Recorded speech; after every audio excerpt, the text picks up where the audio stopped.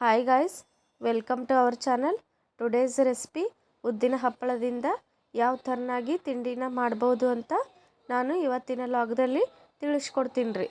ಹಾಗೆ ನಮ್ಮ ಚಾನಲ್ನಲ್ಲಿರುವಂಥ ಅಡುಗೆ ರೆಸಿಪಿಗಳು ಇಷ್ಟವಾದಲ್ಲಿ ಪ್ಲೀಸ್ ಸಬ್ಸ್ಕ್ರೈಬ್ ಮಾಡಿರಿ. ಹಾಗೆ ಪಕ್ಕದಲ್ಲಿ ಕಾಣಿಸುವಂಥ ಬೆಲ್ ಬಟನ್ನ ಒತ್ತಿ. ನೀವು ಬೆಲ್ ಬಟನ್ನ ಒತ್ತಿದ್ರಿ ಅಂದರೆ ನಮ್ಮ ವಿಡಿಯೋಗಳು ಫಸ್ಟ್ ನಿಮಗೆ ನೋಡಲು ಸಿಗ್ತಾವ್ರಿ. ಆ್ಯಂಡ್ ಸಾಮಗ್ರಿಗಳನ್ನು ನೋಡ್ಕೊಳ್ಳೋಣ ಬನ್ನಿ.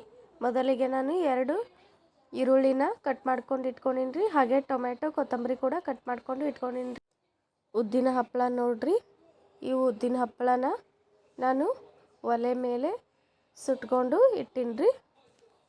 ಇದಕ್ಕೆ ನಾನು ಈರುಳ್ಳಿನ ಹಾಕ್ಕೊಳ್ತೀನಿ ರೀ. ಆಮೇಲೆ ಟೊಮೆಟೊ ಕೂಡ ಹಾಕ್ಕೊಳ್ತೀನಿ ರೀ.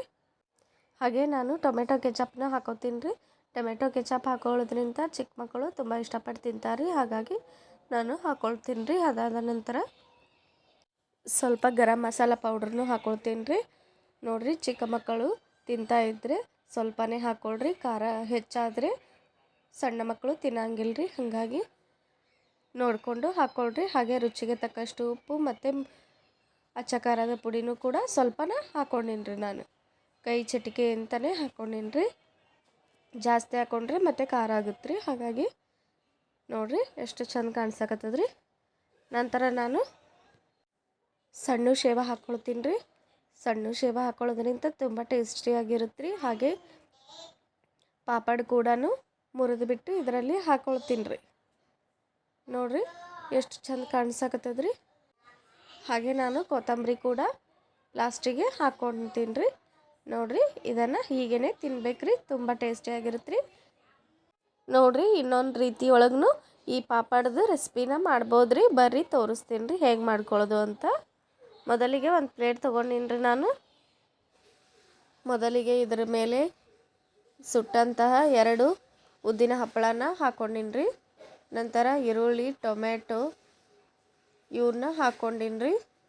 ಆಮೇಲೆ ಅಚ್ಚ ಖಾರದ ಪುಡಿ, ಗರಂ ಮಸಾಲ ಪುಡಿ ಮತ್ತು ರುಚಿಗೆ ತಕ್ಕಷ್ಟು ಉಪ್ಪನ್ನು ಹಾಕ್ಕೊಂಡಿನಿ ರೀ.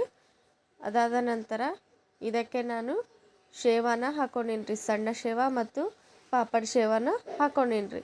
ನೋಡಿರಿ ಎಷ್ಟು ಚಂದ ಕಾಣಿಸಕತ್ತದ ರೀ. ತಿನ್ನಕ್ಕೂ ಅಷ್ಟೇ ಟೇಸ್ಟಿಯಾಗಿರುತ್ತೆ ರೀ. ಸಣ್ಣ ಮಕ್ಕಳಿದ್ರೆ ತುಂಬ ಇಷ್ಟಪಟ್ಟು ತಿಂತಾರೆ.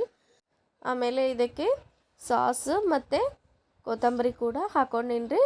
ನೋಡಿರಿ ಎಷ್ಟು ಚಂದ ಕಾಣಿಸಕತ್ತದ ರೀ. ತುಂಬ ಟೇಸ್ಟಿಯಾಗಿಯೂ ಇರುತ್ತೆ ರೀ. ನೀವು ಒಮ್ಮೆ ಮನೆಯಲ್ಲಿ ಮಾಡಿಕೊಳ್ಳ್ರಿ. ಈ ವಿಡಿಯೋ ನಿಮಗೆ ಇಷ್ಟವಾದಲ್ಲಿ ಪ್ಲೀಸ್ ಸಬ್ಸ್ಕ್ರೈಬ್ ಮಾಡಿರಿ. ಧನ್ಯವಾದಗಳು ರೀ.